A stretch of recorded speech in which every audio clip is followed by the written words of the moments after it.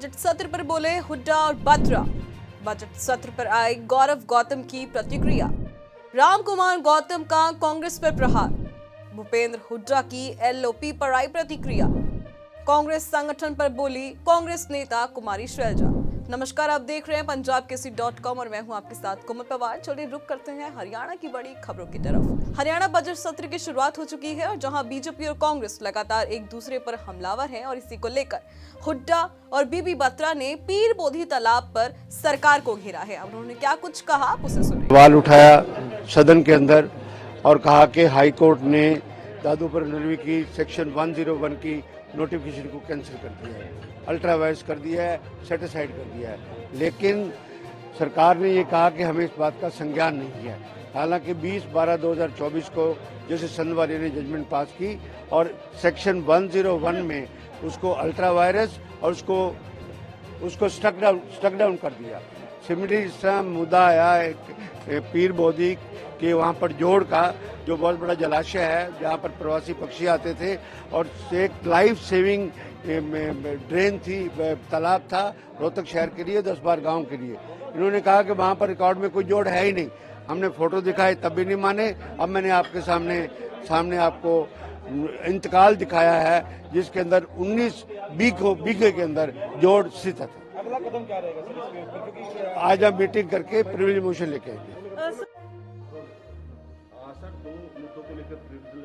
दो क्वेश्चन थे हमारे साथियों के, एक निर्मल सिंह जी का था, एक बहादुर बत्रा जी का था। इनका था दादूपुर नलवी के बारे में और उन्होंने कहा हाई कोर्ट ने फैसला कर दिया जो डीनोटिफाई किया था उन्होंने स्टक डाउन कर दिया। हाई कोर्ट का ही फैसला है और ये सरकारी हरियाणा सरकार भी उसमें पार्टी थी और ये मंत्री ये कहें कि हमारे को पता नहीं फैसला को, ऐसा अगर कोई फैसला हो एकदम मुख्यमंत्री ये कहेंगे भाई हम सुप्रीम कोर्ट में जाएंगे। मैंने एक ही बात कही, भाई दादीपुर नलवी बनवाओगे नहीं बनवाओगे, कोई तसल्ली बख्श जवाब नहीं दिया क्योंकि वो एक जनहित का मुद्दा है। नहर बनी हुई थी, चलती थी कुछ पोर्शन और इन्होंने किसानों को कंपनसेशन ना देना पड़े 80% तैयार हो गई थी। ये पहली सरकार है पूरे देश में जो खुदी हुई नहर को जिसने आटने का फैसला किया। हरियाणा बजट सत्र को लेकर कैबिनेट मंत्री गौरव गौतम ने बात की और कांग्रेस पर भी उन्होंने साफ तौर पर निशाना साधा है। सुने उन्होंने क्या कुछ कहा। बहुत अच्छा हेल्दी डिस्कशन दोनों पक्षों में, सत्ता पक्ष और विपक्ष के लोगों में हुआ है। हरियाणा प्रदेश को आगे ले जाने के लिए जो माननीय राज्यपाल जी ने विजन रखा है उस पर हम लोग तैयार हैं चलने के लिए। हरियाणा और तेज गति से विकास में आगे बढ़ेगा। सर, विपक्ष ये बोलता नजर आया कि जो अभिभाषण था उसमें कुछ नहीं था, उसमें क्या कहेंगे आप? कि रिपीटेड बोलते हुए नजर आए। इतना अच्छा अभिभाषण माननीय राज्यपाल जी ने रखा है, लेकिन विपक्ष का जो आदत है, आदत से मजबूर है कि कुछ भी उनको मिलना लामलाइट में बने लेना मीडिया के लिए, उस प्रकार के आरोप प्रत्यारोप चलते रहे। बजट से क्या उम्मीद, हरियाणा के लोग क्या उम्मीद करेंगे? बहुत अच्छा और शानदार बजट होगा, ऐतिहासिक बजट होगा। हरियाणा के हर व्यक्ति के फायदे के लिए बजट होगा। राम कुमार गौतम ने कांग्रेस पर कड़ा प्रहार किया है और साथ ही साथ उन्होंने वहां खड़े भूपेंद्र सिंह हुड्डा पर भी बड़ी बात कह डाली है। उन्होंने कहा कि हरियाणा में कांग्रेस का मतलब हुड्डा है, यानी ये कहीं ना कहीं सियासी गलियारों में, जिस प्रकार से सियासी गलियारों में हमेशा से कहा जाता रहा है कि कहीं ना कहीं कांग्रेस में भूपेंद्र सिंह हुड्डा वो उन व्यक्ति को ही पार्टी में एंट्री देते हैं जो उनके सगे संबंधी होते हैं, यानी कि कहीं ना कहीं वो जाट नेता हैं और वो सिर्फ जाटों को ही पार्टी में एंट्री देते हैं और यानी कि जो उनके खेमे से वो रखते हैं, खेमे से ताल्लुक रखते हैं, वो उन्हीं को तवज्जो देते हैं। और उन्होंने क्या कुछ कहा आगे आप उसे सुनिए। कांग्रेस पार्टी के नेता कह रहे हैं अभी भाषण से हम कांग्रेस पार्टी की बात तो हुड्डा साहब नहीं, कांग्रेस पार्टी के नेता कह रहे हैं कि भाषण से हम संतुष्ट नहीं है। पहले वाली बातों को रिपीट किया गया, किस तरीके से देखते? तो हुड्डा साहब ने पूछना आप भी बताए सर। क्या वो कह रहे हैं कि अभी भाषण से बातों को रिपीट किया गया। मैं कहा कांग्रेस पार्टी का मतलब है भूपेंद्र हुड्डा, वो थारे दो खड़ा कुछ पूछो इस पे। और तो कांग्रेस पार्टी है, कांग्रेस पार्टी ने ये कहा कांग्रेस पार्टी उरे खड़ी है भाई। और तो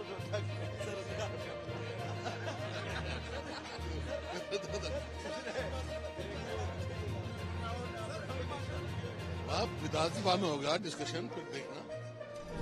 कांग्रेस नेता भूपेंद्र हुड्डा की एलओपी पर प्रतिक्रिया सामने आई है। हालांकि बजट सत्र शुरू हो चुका है, लेकिन फिर भी वो कहीं ना कहीं मीडिया के सवालों से बचते हुए नजर आए। नेता विपक्ष को लेकर कोई चर्चा हुई है? सवाल हो जाए सीएलपी की मीटिंग थी, वो तो सीएलपी की मीटिंग में पहले प्रस्ताव पास करके दे रखा है, हाईकमांड में छोड़ तो बजट सेशन में बिना नेता विपक्ष के जाएगी सर कांग्रेस? आने दे, बजट आने दे। कांग्रेस संगठन पर बोली कुमारी शैलजा और साथ ही साथ बीजेपी पर भी रही हमलावर।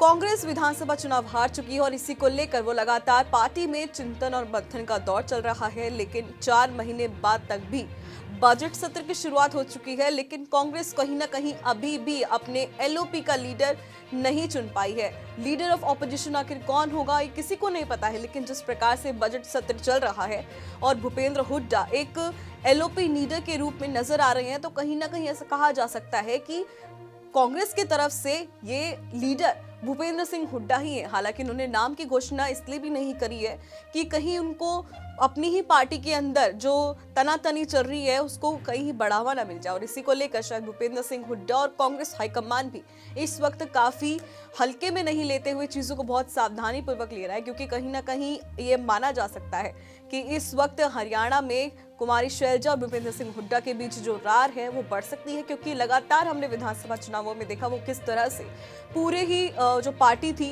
वो कितनी रूप से हमलावर रही, आपसी खेमे बटे हुए थे, गुट बटे हुए थे, और इसी प्रकार से शायद माना जा रहा था कि हरियाणा में विधानसभा चुनाव कांग्रेस हार गई। बहरहाल बजट सत्र लगातार चल रहा है और लगातार तालाब का मुद्दा उठाया जा रहा है और उसको लेकर अब कांग्रेस पार्टी भी लगातार हमलावर है। और ऐसे में देखना होगा कि इस बजट सत्र में से जो निकलकर चीजें सामने आती हैं वो क्या रहेगी, क्या वो जनता के पक्ष में रहेगी या क्या कुछ फैसले आते हैं। राहुल जी ने कल सम्मान कार्यक्रम किया है गुजरात में। उन्होंने कहा कि कांग्रेस के 2 सदस्य नेता हैं और उसको रिफाइन करेंगे, हम चाहे हमें पार्टी को नुकसान करना पड़े, हम पार्टी के संगठन को मजबूती देंगे, सत्ता की तरफ नहीं भागेंगे। राहुल जी अगर कुछ बात करते हैं तो उसके पीछे कुछ तथ्य हैं, कुछ जानकारी। राहुल जी ने जो बात कही है इसको हर कांग्रेस जन को देखना चाहिए और उनकी बात को समझना चाहिए। आप वाले अपने संसदीय क्षेत्र में रहे हैं, किस तरह की प्रॉब्लम लोगों को है, क्या क्या कमियां हैं? कमियां हर तरफ है। अभी हम शहर में बैठे, कल हम गांव में चाहे कस्बों में जाओ, कहीं भी जाओ, लोगों को ये समझ में नहीं आता कि हम किसके आगे गुहार करें। प्रशासन सुनता नहीं, सरकार के अनाउंसमेंट सुनते हैं, लेकिन नीचे ज़मीन पर वो कार्य में तब्दील नहीं होती। गांव में जाओ तो चाहे उनके पानी की बात हो, चाहे मोगों की बात हो, चाहे विकास की बात हो, गलियों की हो, 10 साल की डबल इंजन सरकार के बाद भी आज लोग दुखी हैं। शहरों में पीने का पानी ढंग से नहीं मिल रहा, सूरज के बुरे हाल हैं, गलियों के बुरे हाल हैं। आप देखते हैं कि बेचारे बेसहारा पशु कैसे फिर रहे हैं, उससे कितना शहर में नुकसान भी होता है और बेचारे पशुओं पे भी क्या बदहाली है। जहाँ देखो कचरे के ढेर नजर आ रहे हैं। क्या शहर का क्या है, ना शहर ना गांव। सेशन में अपनी बात चर्चा का कौन सा मुद्दा आप रखेंगे? तो वहाँ पे तो मुद्दे रखने का कितना मौका मिलता है, क्या है वो अलग बात है, लेकिन लगातार हम जो भी विभाग है या जो भी मंत्री हैं उनके समक्ष जरूर अपनी बात हम देते हैं कि हमारे यहाँ चाहे हाईवे की सड़कों की बात हो या केंद्र से संबंधित जो बात हो वो हम केंद्र में उठाते हैं, और अगर राज्य से संबंधित है तो हम राज्य में लगातार उठाते हैं, हमारे साथी भी उठाते हैं। फिलहाल हरियाणा में आज के लिए सिर्फ इतना ही। देश और दुनिया की तमाम खबरों के लिए आप देखते रहें पंजाब केसरी.com। नमस्कार।